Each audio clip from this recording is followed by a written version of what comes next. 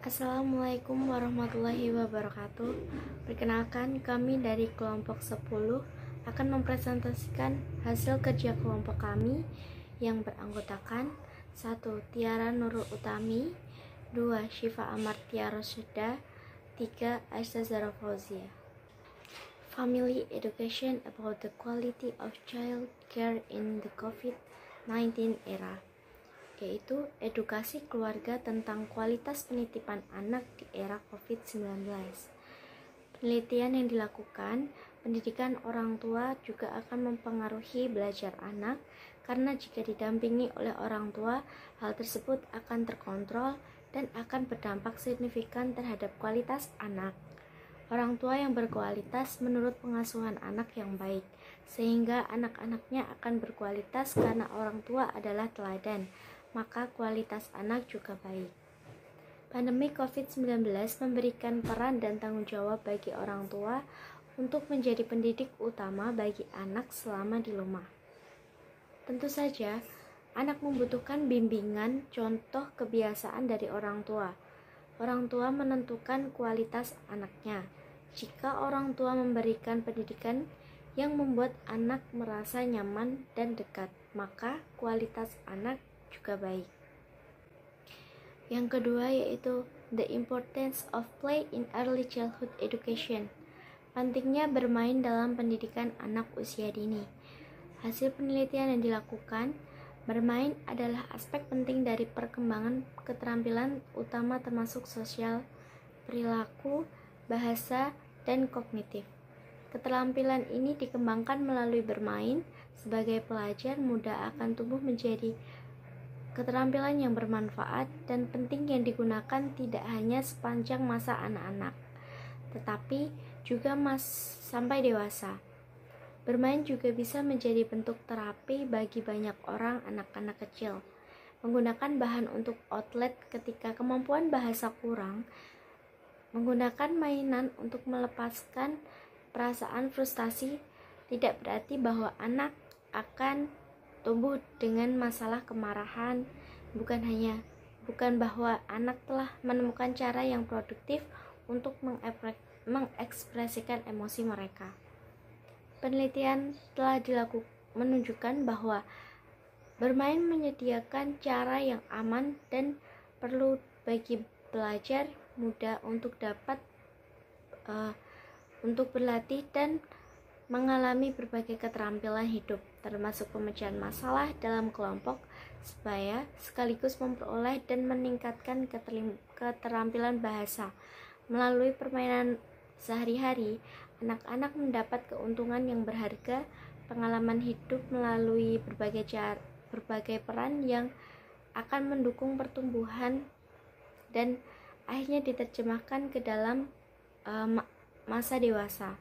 Peneliti juga merekomendasikan penelitian dan penyelidikan lebih lanjut tentang apa yang dianggap praktik instruksional terbaik dalam pengaturan anak usia dini dengan fokus pada instruksi berbasis bermain. Free play in early childhood education. Hasil penelitian bahwa permainan bebas ini penting untuk anak usia dini. Pengamatan secara sistematis dari permainan anak-anak memberikan multidimensi untuk guru dan menyajikan petunjuk dan pendapat penting bagi individu perkembangan anak termasuk konsep, kemampuan, watak, dan perasaan. Bermain memiliki peran penting dalam membina perkembangan dan belajar anak. Bermain mendorong keterampilan sosial, emosional, fisik, dan kognitif anak yang tidak dapat diajarkan melalui instruksi yang diarahkan oleh guru. Pengawasan dan keterlibatan guru sangatlah penting untuk faktor hubungan antara bermain dan melihat hasil perkembangan anak. Thematic pop-up books as early childhood learning media. Hasil dari penelitian bahwa penggunaan buku pop-up mampu meningkatkan apresiasi siswa terhadap benda-benda yang diperkenalkan kepada mereka. Dari buku pop-up ini dapat terlihat meningkatnya minat terhadap desain, lamanya pengamatan, eksplorasi rasa ingin tahu, penguasaan isi pesan, Komunikasi saat mengamati objek atau hal yang diperkenalkan kepada mereka. Dalam media pembelajaran ini menggunakan 4 tahap, yaitu tahap define, design, development, dan menyebarluaskan. Bahwa penggunaan media pembelajaran ini sangat praktis untuk anak usia dini dan sangat positif dilakukan oleh anak-anak dan guru. Dapat digunakan sebagai media yang meningkatkan bahasa, kognitif, dan minat baca anak, sehingga anak dapat suka membaca. Inclusive Education Daily Learning Flow for Early Childhood. Raudatul Atfal atau RA Anhal adalah lembaga pendidikan anak usia dini inklusif yang menampung semua anak usia 0 sampai 6 tahun di wilayahnya atau sekitarnya tanpa memandang perbedaan yang melekat pada diri anak. Belajar di lembaga pendidikan inklusif termasuk RA Anhal umumnya memfasilitasi keberadaan individu program pembelajaran atau program pembelajaran individu atau PPI. PPI di RA Anhal adalah kegiatan tambahan bagi siswa berkebutuhan khusus yang dilakukan setelah kegiatan pembelajaran di kelas reguler. Selesai PPI adalah dikendalikannya oleh guru kelas didampingi psikolog, petugas dari pendidikan khusus, bayangan guru, dan terapis untuk mencapai laporan kemajuan yang maksimal sehingga dapat dikatakan bahwa sumber daya manusia di RA Anhal memiliki kompetensi yang baik dalam mengelola lembaga pendidikan inklusif anak usia dini. RA Anhal memiliki 15 guru dan staf, dan itu tidak termasuk pekerja eksternal seperti guru bayaran, bisa dari orang tua siswa kebutuhan khusus, psikolog ahli, petugas pendidikan khusus, dan terapis. Jumlah santri RA Anhal TA 2018 sampai 2019 berjumlah 119 anak yang terbagi menjadi 6 kelompok berdasarkan karakteristik usia. Dalam setiap kelompok terdapat 2-3 orang berkebutuhan khusus yang menerima pelayanan pendidikan yang sama dengan anak normal lainnya dalam sistem pendidikan inklusif.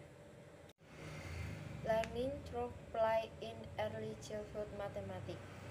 Permainan diuji cobakan dengan anak-anak TK dan dievaluasi kesesuaiannya bekerja sama dengan 3 TK pendidik untuk intervensi berbasis permainan. Para pendidik diberikan sebuah kotak berisi 10 permainan kartu dan papan tertentu. Intervensi berbasis permainan memiliki durasi yang sama dengan program pelatihan. Semua anak memainkan permainan kartu dan papan selama 24 jam, setengah dalam kelompok kecil. Secara umum, anak-anak dapat memilih rekan main mereka, tetapi mereka diminta untuk memainkan permainan matematika yang disediakan di dalam kotak selama unit setengah jam intervensi. Para pendidik memperkenalkan permainan dan mendukung anak-anak. Pendidik TK dari kelompok kontrol diminta untuk melanjutkan latihan mereka seperti biasa. Cara yang banyak digunakan untuk mengembangkan kompetensi matematika termasuk menghitung dalam situasi sehari-hari, bermain dengan dadu, dan bermain peran. Semua guru TK diwajibkan untuk mengajarkan kompetensi yang ditentukan dalam kurikulum, tetapi bebas di dalam pilihan pendekatan pedagogis mereka. Mengenal etika penelitian, dapat dikatakan bahwa proyek penelitian eksperimental berbagai pendekatan pedagogis dengan interval dari 8 minggu dalam kerangka kurikulum TK tidak subjek anak-anak untuk setiap kerugian.